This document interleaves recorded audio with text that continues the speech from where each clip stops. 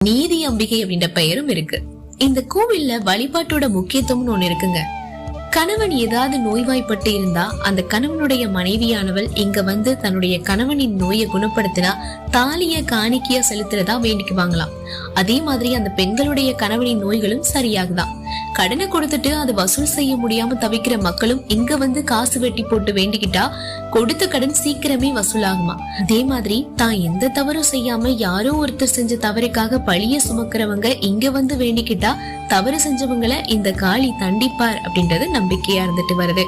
குறிப்பா பிறருக்கு செய்வனை செய்யறவங்க மற்றும் பிறரை துன்புறுத்தி வாழ்றவங்களால பாதிக்கப்பட்டவங்க அவங்களுக்கு எதிரா இங்க வந்து இந்த காளி கிட்ட வேண்டிக்கிட்டா காளியானவள் அத்துன்பத்திற்கு காரணமானவர்களை தண்டிப்பார். நீதி கேட்டு காளியிடம் போய் வேண்டிக்கிறவங்களுக்கு நீதியை கொடுப்பா.